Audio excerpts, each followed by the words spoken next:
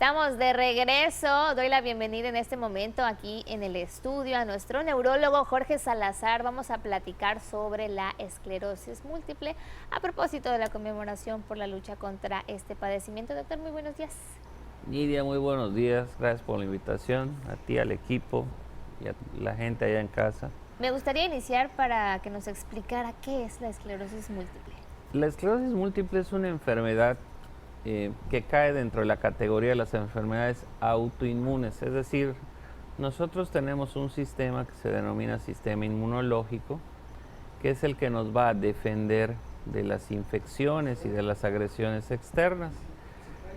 Principalmente en la sangre, ¿verdad? Tenemos una serie de glóbulos blancos, hay varios tipos y estos se van a ir activando, van a liberar una serie de químicos, de anticuerpos, que van a protegernos precisamente de estas infecciones para neutralizarlos y de agentes externos.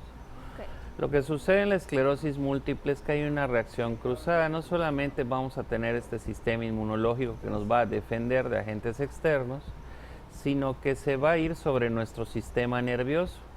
Concretamente hay ciertas áreas que son un poquito más susceptibles a ser lesionadas por este sistema inmunológico, como los nervios ópticos, que son los que nos permiten ver, como la médula espinal, que tiene que ver mucho con la movilidad de los brazos y de las piernas y con la sensibilidad de brazos y de piernas, y diferentes áreas de nuestro sistema nervioso central, como el cerebelo, el tallo cerebral.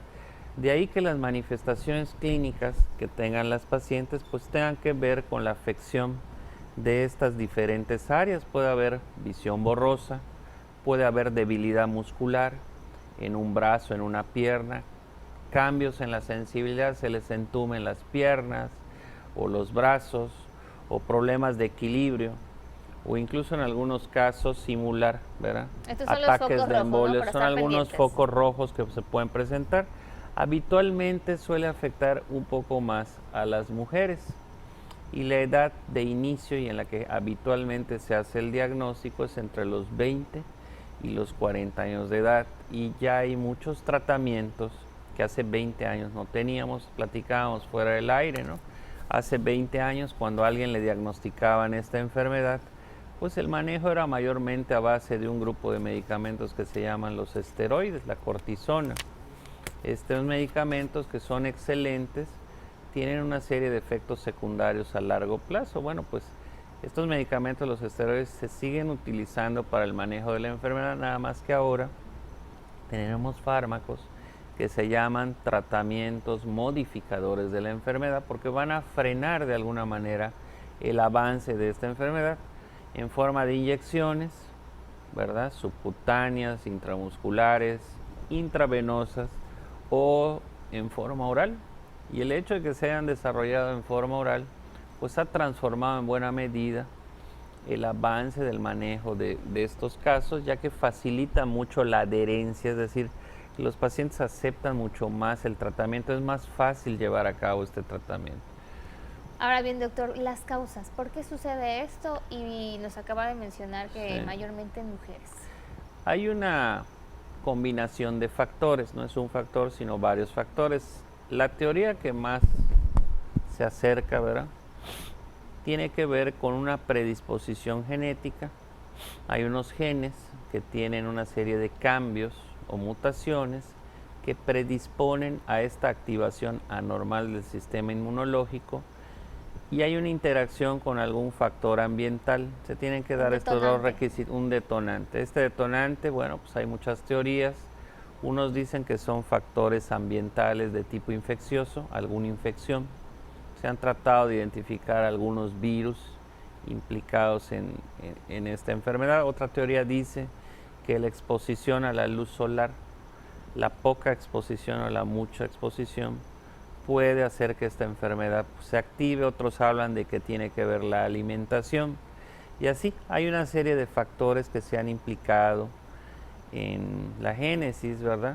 En términos generales se ha visto que la distribución, o sea, a quienes les da más, a quienes les da menos, es igual en todos los países. Bueno, se ha visto que ciertamente no es exclusiva de las mujeres, pero le da un poquito más a las mujeres. mujeres entre los 20 y los 40 años, mujeres jóvenes. Y hay una distribución geográfica, ¿verdad? Cuando nos vamos más hacia el norte, pues vamos a ver cómo aumenta la incidencia, es decir, el número de casos nuevos y de prevalencia del total de casos.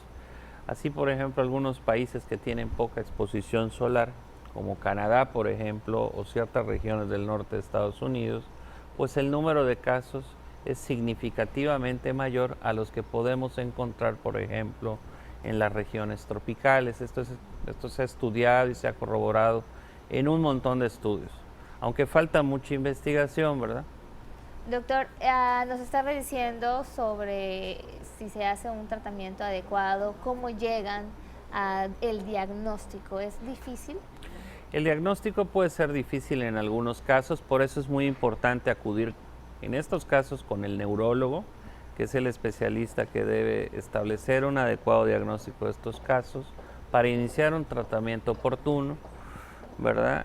Nos apoyamos muchas veces en algunos, no solamente con base a las manifestaciones clínicas, es decir, a los síntomas que tiene el paciente o a través de la exploración, sino nos apoyamos muchas veces en estudios de imagen, concretamente los estudios de resonancia magnética, que hay que tienen mucha calidad para detectar este tipo de lesiones en el sistema nervioso central.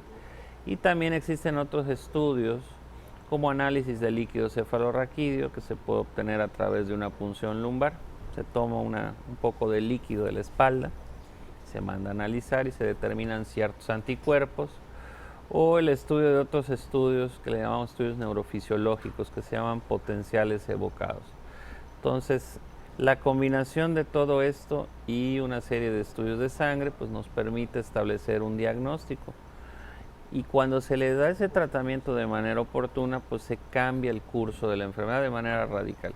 Hace 20 años muchos de estos pacientes tristemente estaban condenados a terminar en una silla de ruedas, que es una de las principales causas de discapacidad en gente joven, esta enfermedad. Muchas de las pacientes o de los pacientes, por la falta de un tratamiento eficaz, terminaban en silla de ruedas después de 10 o 12 años. Hoy esta historia ha cambiado de manera radical gracias a estos tratamientos que se tienen disponibles en el mercado y en el sector público, ¿no? Bien, doctor. Me gustaría que recapitulemos, para quienes están escuchando, los focos rojos, para estar pendientes. Siempre hay que acudir al especialista, pero para estar pendientes de algunos síntomas. Sí, si es una paciente joven o un paciente joven que inicie con problemas de visión, dolor de ojo con pérdida de la visión, eso puede estar hablando de una neuritis óptica, hay que acudir, ¿verdad?, a una revisión. Pacientes que tengan debilidad en una mano o en un pie o pérdida de la sensibilidad, se les entuma la mano o el pie, sin una causa conocida, deben de acudir al médico para una revisión exhaustiva, ¿no? Yo creo que son algunos de los síntomas más importantes y eso puede estarnos hablando, sobre todo en gente joven, pues más que de un infarto cerebral, que sí pueden haberlos, de alguna enfermedad autoinmune, y una de ellas, una de las más frecuentes, pues puede ser esta enfermedad, la esclerosis múltiple. Y el 30 de mayo pues se conmemora este día precisamente para crear conciencia en la sociedad, pues de que no están solos, ¿no? De que realmente cuando a alguien le dan un diagnóstico puede llegar a ser una noticia muy frustrante, que cause mucho dolor, y esto no es así. Es decir, hoy en día hay un montón de tratamientos muy eficaces que están cambiando la evolución de estos pacientes. Hoy por hoy es posible evitar todo esto si recibimos un diagnóstico y un tratamiento oportuno. Ante todo, acudir al especialista oportunamente. Doctor, muchísimas gracias por acompañarnos. Muchas gracias, Nidia. Esperamos la siguiente semana. Nuestro neurólogo Jorge Salazar, tenemos más información. Vamos ahora al otro lado del estudio. Ya está lista Fátima Ramírez.